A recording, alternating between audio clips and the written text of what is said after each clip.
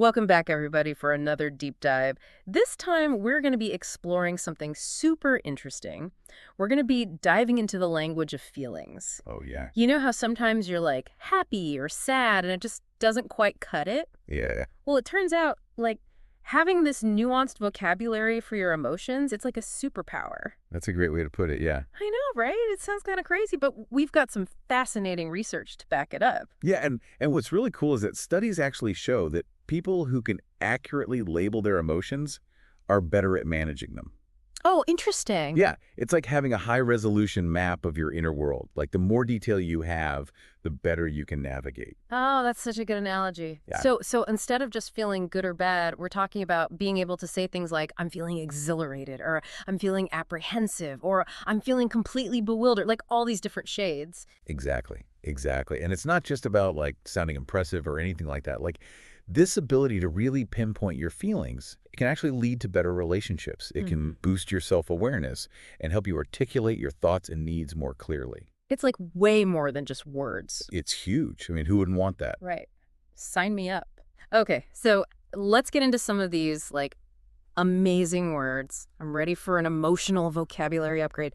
But first, before we kind of get lost in a sea of all these cool new words, can you explain a little bit about how this whole thing works? Like, why does language have this powerful impact on our emotions? Yeah, so think about it this way, right?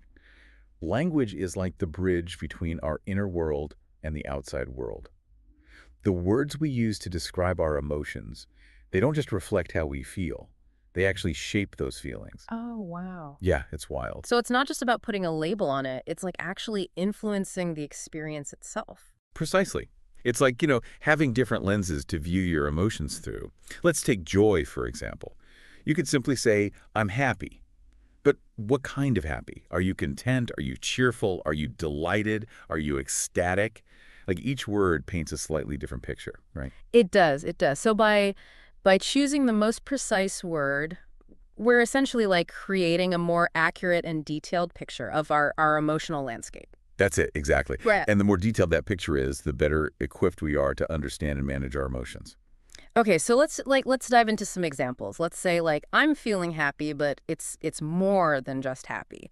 What are some other words that might capture that feeling more precisely? Okay, so if you're feeling a really deep sense of satisfaction and contentment, you might use the word fulfilled. Fulfilled, okay. Or if you're feeling particularly energetic and cheerful, you might say you're ebullient. Ebullient. Ooh, I love that word. Right.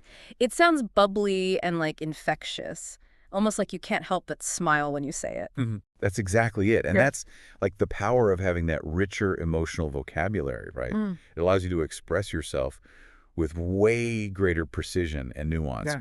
And the more accurately you can express yourself, the better others can understand and connect with you. This is so cool. I'm already starting to see how limiting it can be to just rely on those handful of basic emotion words. It's like trying to paint a masterpiece with only a few primary colors. Yes, that's a great analogy. And just like adding more colors to your palette, right? Yes. Expanding your emotional vocabulary allows you to create a richer and more vibrant tapestry of emotional expression. Okay. So let's explore some more of these colors. We've talked about joy, but Yeah. but what about the other end of the spectrum? What about sadness? What are some words we can use to describe that? Right. So sadness, like all emotions, right? Yeah. It exists on a spectrum. So instead of just sad, you might be feeling wistful, Listful. which implies a gentle kind of longing for something lost. Okay. Or you might be feeling despondent, which suggests a heavier sense of hopelessness. Those are great examples. It seems like there's a whole universe of words out there just waiting to be discovered. And each one offers a unique shade of meaning. But before we get too carried away with all these amazing words, I'm curious how did you first become interested in this whole concept of emotional vocabulary? I think I've always been fascinated by the power of language, really. But it wasn't until I started reading about the science of emotions that I realized just how profoundly language shapes our emotional experiences. And it just blew my mind. That's so fascinating. Yeah. And what about you, listeners? Are you starting to think about your own emotional vocabulary? I hope so. Think Yeah. about it. How often do you find yourself struggling to find the right words to really describe how you feel? Yeah. We all have those moments where simple words like happy, sad, or angry just don't quite capture the complexity of what we're experiencing. It's like having this whole orchestra playing inside of you, but you only have a few basic instruments to express it. Yeah. Exactly. But by expanding our emotional vocabulary, we're essentially adding more instruments to that orchestra, Yeah. allowing us to create like a richer and more nuanced symphony of emotional expression. Okay, so we've established that having a richer emotional vocabulary is like super beneficial, but where do we even begin? It feels a little daunting, like to think about learning a whole new set of words. Right. Well, it doesn't have to be overwhelming. Think of it as like a gradual process of discovery. Yeah. And we're going to give you some really great tools to help you along the way. Great. I'm eager to hear more. But first, let's take a quick break. When we come back, we'll dive into some specific strategies for expanding your emotional vocabulary and we'll explore some more of these fascinating words. Stay tuned. I'm excited to share some of my favorites. Ooh, me too. Okay, so we're back. And we're ready to dive into some practical tips for expanding that emotional vocabulary. I'm feeling pretty inspired to learn some new words. I love that enthusiasm. And honestly, it doesn't have to be complicated. Okay, good. One simple thing you can do is like pay closer attention to how you're feeling throughout the day. Okay. So instead of just like saying I'm stressed, like take a moment to really identify the specific shades of that stress. Mm-hmm. Like, are you overwhelmed? Are you anxious? Are you maybe just like a little irritated? That's such a good point. It's like taking a magnifying glass to your emotions and really examining the details. That's exactly it. Mm. And once you start recognizing those nuances, you can start using more precise language to describe them. Okay. And that can have like a ripple effect on how you actually manage those emotions. Interesting. Yeah, there's actually some fascinating research on this. Oh, really? Yeah, a study published in the journal Psychological Science found that simply putting feelings into words can actually help reduce their intensity. Wow, that's amazing. So it's like talking about your emotions helps you tame them.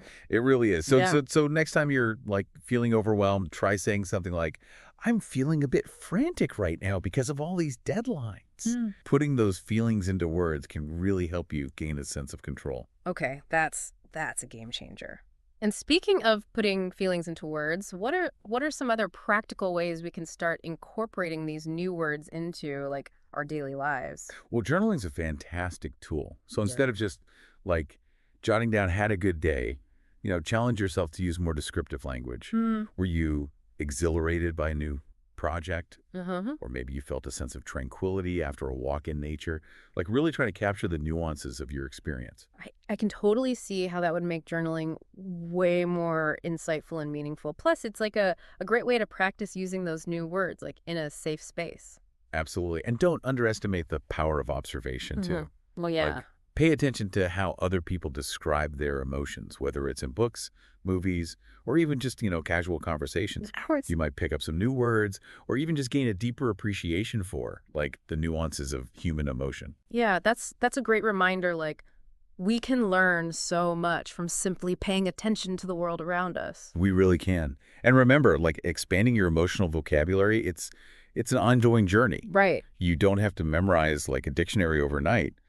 Just start by being more mindful of your emotional landscape and gradually incorporate new words as you encounter them. I love that. It's about progress, not perfection. Exactly. And speaking of progress, our sources actually recommend some really incredible resources for those who want to delve even deeper into this topic. They do. Emotional Intelligence by Daniel Goleman. It's a classic that really explores the importance of understanding and managing emotions. Yeah, It's full of like really practical tips and fascinating insights. that's definitely going on my reading list. And for those who prefer listening, there's Brene Brown's podcast, Unlocking Us. Oh, love her. Her conversations about vulnerability and shame are just so powerful and relatable. She's amazing. Yeah. And what I love about both of these resources is that they really emphasize the importance of connecting with our emotions, not just labeling them. Right. It's about understanding like the why behind our feelings and using that knowledge to navigate life more effectively. That makes total sense. It's not just about expanding our vocabulary. It's about expanding like our emotional intelligence as a whole. But how does all of this like actually translate to real life? How can having a richer emotional vocabulary actually make a tangible difference in our relationships or our careers or even just like our overall well-being? Well, imagine you're like having a disagreement with your partner. Okay. If you can clearly articulate how you're feeling, perhaps you're feeling, hurt or misunderstood, the conversation is way more likely to be productive. So instead of just saying, like, you're making me angry, Yeah. you can say something like, I'm feeling really disheartened because I feel like my perspective isn't being heard. Yeah, that's such a powerful example. By using more specific language, we can communicate our needs and feelings more effectively, which can lead to like deeper understanding and connection. Exactly. And it's not just about like romantic relationships. This applies to all areas of life. Right. Imagine you're in a job interview and you're asked about a time you faced a challenge. Okay. So instead of just saying it was stressful, you could say, I felt initially overwhelmed by the complexity of the project, but I was also really excited by the opportunity to learn and grow. Right. That definitely paints a much more compelling picture of like your resilience and adaptability. For sure. And let's not forget the impact this can have on our own self-awareness too, right? Okay. By having a nuanced vocabulary for our emotions, we're better able to identify and understand our own patterns and triggers. So it's like we're giving ourselves a superpower, not just in how we communicate with others, but also in how we understand ourselves. Exactly. It's about becoming the author of our own emotional narratives. Hmm. And the more words we have at our disposal, the richer and more meaningful those narratives can be. This is all so inspiring, but before we get like too carried away, I do have one nagging question. Okay. This all sounds fantastic in theory, but what if some people are just naturally more expressive than others? Like is it even possible to learn this skill if you're not someone who typically like wears their heart on their sleeve? That's a great question. And the answer is absolutely yes. Well, good. Just like any skill, emotional literacy can be developed with practice and intention. Okay. And you don't have to suddenly become like the most effusive person in the room. It's about finding your own comfortable way to express your emotions more authentically. Okay, that's reassuring to hear. It's not about changing who we are, it's about like expanding our capacity for expression. Exactly. And remember, everyone's journey is unique. Some people might find it helpful to start by simply like paying attention to their inner monologue. Hmm. Others might prefer to explore new words through like writing or art. The key is to find what works for you and embrace the process of discovery. I love that. It's about finding your own personal path to emotional fluency. Exactly. And one last thing I want to emphasize is that like expanding your emotional vocabulary, it isn't about denying or suppressing difficult emotions. Right. It's not about pretending everything is like sunshine and rainbows all the time. It's about acknowledging the full spectrum of human experience and finding the language to express it authentically. So well said. It's about embracing the complexity of our emotions, both the light and the shadow. I'm so glad we had this conversation. It's really shifted my perspective on the power of language, and it's given me a whole new set of tools to explore. Me too. And I hope our listeners are feeling inspired to embark on their own emotional vocabulary adventures. Before we wrap up, I want to leave you with a thought-provoking question. So think back to a recent time when you felt like a really strong emotion. Maybe you accomplished something you were really proud of, or maybe you received some disappointing news. Just take a moment to really reflect on that feeling. Yeah, and now think about the words that we've explored today. Like what word best captures the essence of what you were feeling in that moment? Was it the quiet contentment of like a peaceful evening at home, or the exhilarating rush of a creative breakthrough, or perhaps like the poignant sting of a missed opportunity? You know, by taking the time to find that perfect word, you're not just like labeling the emotion, you're actually deepening your understanding of it. And that deeper understanding can be incredibly empowering. It can help you respond to your emotions in a much more thoughtful and constructive way. So if you're feeling stuck in a rut, maybe it's time to like dust off your emotional thesaurus and see what new words resonate with you. Who knows? You might discover a whole new way of experiencing the world. Like, it's pretty exciting when you think about it. It is. And remember, this is just the beginning of your emotional vocabulary journey. We've only just scratched the surface today. There are so many words out there. There are countless words really just waiting to be discovered. And each one offers like a unique perspective on the human experience. That's a really cool thought. So keep exploring, keep learning, and most importantly, keep feeling. Yeah. And if you're feeling inspired to dive even deeper, we highly recommend checking out the resources we mentioned earlier. Emotional Intelligence by Daniel Goleman and Brene Brown's podcast, Unlocking Us. Those are fantastic places to kind of continue this exploration. Great stuff. For sure. Until next time, we encourage you to embrace the power of language and really discover the richness of your own emotional landscape. Happy exploring, everybody. And remember, there's a whole universe of fascinating topics waiting to be uncovered. We'll see you in our next deep dive. Welcome back, everyone, to the deep dive.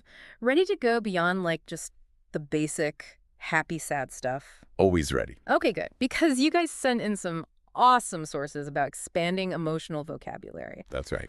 And so that's what we're going to try and do today.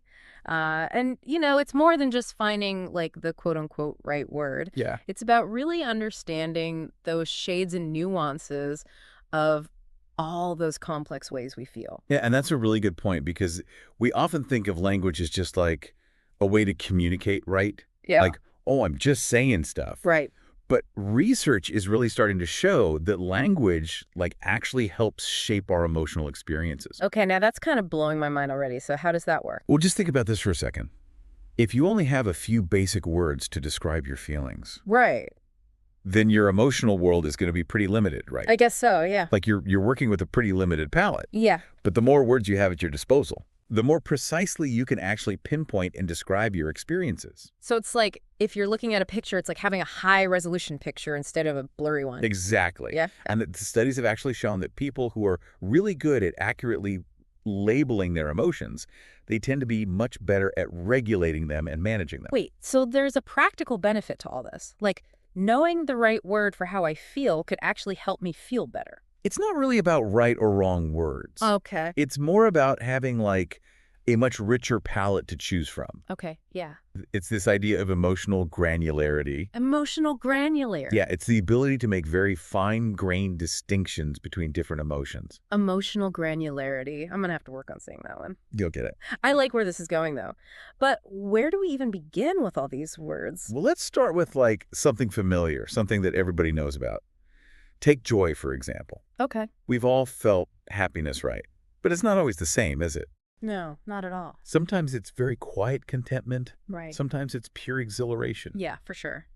There's a big difference between enjoying a good book and that feeling when your favorite team wins the championship. Totally right. And Mhm. and each of those experiences has a more specific word that actually captures its essence much better. Okay.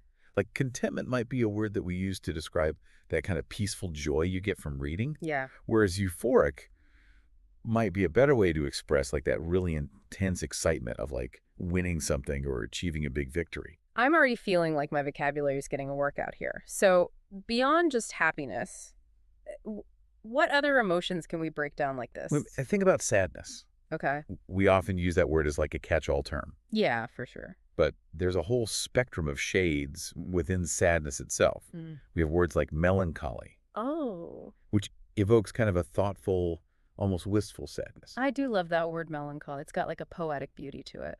Exactly. And it suggests a kind of sadness that's not necessarily overwhelming. Yeah. It's a little bit more contemplative, introspective. Okay, so if melancholy is on one end of the sadness spectrum, what's on the other? On the other end, well, we have words like despondent, Okay. and that's a much deeper, heavier sadness. Yeah. It's that feeling of utter hopelessness, despair. Yeah, despondent is definitely a much heavier word. Right. It's interesting how just saying those words out loud, evokes those different feelings. And that's the power of language. It's Yeah. not just about labeling emotions, but it's actually bringing them to life. Okay, so we've talked about joy and sadness. Can't forget about anger. I mean, that one can be pretty intense. How can we get more granular with that one? Well, anger is a really fascinating one because it often stems from other emotions. Uh-huh. So, for example, frustration might describe that feeling of being blocked or hindered in some way. Oh, yeah, like when your internet cuts out right before an important meeting. Exactly. Mm-hmm. And if that frustration intensifies, Yeah. it might turn into irritation. Yeah. And if it keeps escalating, it could even reach rage. Yeah. Okay, wow. So you see, even within anger, there's this whole spectrum of intensity and expression. This whole emotional spectrum idea is really starting to click for me. It's instead of just feeling angry, Yeah. I can pinpoint whether it's irritation or frustration or full-blown rage. Exactly. That feels way more helpful. Yeah, and that's the key to really understanding how our emotions work. It's about recognizing those nuances and choosing the words that best reflect our own experience. Yeah. And it's about moving beyond just those basic, vocabulary words that we've all been taught and really expanding our emotional range. This is so eye-opening. I feel like I'm getting like a whole new level of self-awareness. And we're just getting started. Oh, We no. haven't even talked about love or fear or all the other emotions that make us human. Oh, boy. But I think what's important is that we're beginning to recognize the power of language, in shaping our emotional landscape. You're totally right. So how do we take all this and actually make it work for us in our daily lives? Ah, Because knowing all these fancy words is great, but how do we put them into practice? that is a great question, and it's something we'll definitely dive into in the next part of our deep dive. I can't wait. Okay, so we're back and ready to keep going with all these emotion words. We've talked about why this all matters, right? Like how language can actually shape how we feel. Right. But how do we actually use these words to, make a real difference? Well, one of the most practical places to start is in like your everyday conversations with other people. Okay. So like imagine you're talking to a friend about like a tough situation at work. Uh-huh.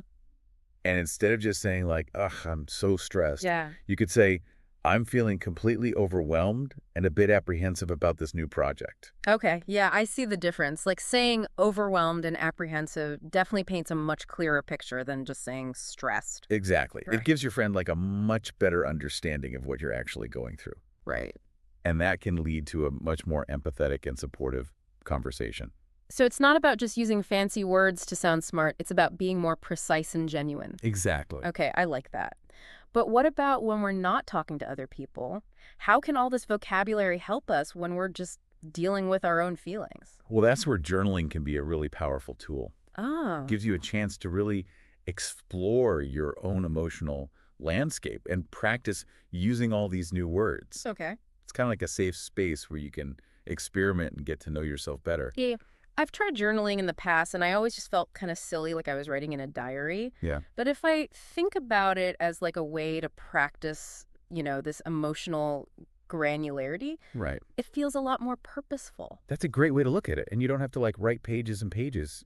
Yeah. Even just a few sentences every day can make a big difference. So I could write something like, Today I felt a pang of melancholy thinking about my childhood dog. Okay. And by writing it down, you're not only acknowledging that feeling, but you're also strengthening your ability to identify it and articulate it. Okay. I think I'm starting to get the hang of this. So we've got conversations, journaling. Are there any other ways we can use this, expanded vocabulary? Absolutely. A lot of our sources talk about creative expression as being another great outlet. Okay. You know how writers use language to make readers feel specific emotions? Yeah, like when you're reading a book and you can practically feel like the character's joy or their despair or whatever. Right. And we can do the same thing in our own writing, whether it's stories or poems or even just like letters to friends. Yeah. By using more nuanced words, we can add so much depth and emotional richness to our creative endeavors. So it's almost like we're not just expressing our emotions, we're actually shaping them through language. That's a really great way to put it. The words we choose have the power to influence not only how other people perceive us, but also how we understand and experience our own inner world. Wow. This is amazing. I'm seeing emotions in a whole new light. And remember, this is a journey you know. Yeah. The more you practice using all these new words, the more natural it will become. Okay, so we've covered a lot of ground here. Conversations, journaling, creative expression. What else is there to explore? Well, we've mostly focused on individual emotions so far, right? Mm-hmm. But there's a whole other level to consider, the way all our feelings are interconnected. Wait, what do you mean by interconnected? Well, think about it. Our emotions almost never exist in isolation. That's true. One feeling can often trigger another, and that creates a really complex web of experiences. Uh-huh. And understanding those connections can be incredibly insightful. Okay, that is fascinating. I definitely want to hear more about that. But I think we're getting close to the end of our time for today. What's like a good takeaway we can leave our listeners with? I think the biggest thing to remember is that learning about emotions is a lifelong process. Mm. It's not about just memorizing a bunch of words, but about staying curious and open to exploring, all the nuances of your own inner world. I love that. All right, so as we head into the last part of our deep dive, let's all try to keep that spirit of curiosity alive. Okay, so we're back for the last part of our emotional vocabulary deep dive. And we've talked about how words can really shape our feelings, and we even got into like how all these emotions are connected. Yeah, they're definitely not isolated. So let's dig into that a little bit more. So, it's almost like a domino effect. Right. Like one emotion can set off this chain reaction, Uh-huh. and then you're just feeling all these different things. Right. Like, for example, say you feel disappointed about missing out on some big opportunity. Uh-huh. That disappointment might trigger sadness, Okay. which could then lead to you feeling inadequate or maybe even angry. Wow. That is so true. I've totally been there. Like, one minute I'm fine, and the next I'm like down this rabbit hole of bad feelings. Exactly. And that's why understanding this interconnectedness is so important. It helps us see our emotions not as like these random things, Yeah. but as part of a larger system that's always in motion. So how can we use this, like, practically? Like, if I start feeling that downward spiral, is there anything I can do to stop it? Well, the first step is awareness. Okay. Just by recognizing the patterns in our own emotional responses, you know, Uh, we can start to step in and make more conscious choices. so instead of just like reacting to my emotions, I can actually choose how I respond. Exactly. It's about taking that pause. Yeah. Like, okay, right now I'm feeling disappointed, Right. but I don't have to let it like completely take over. Uh, I can choose to focus on what I learned from this and move forward.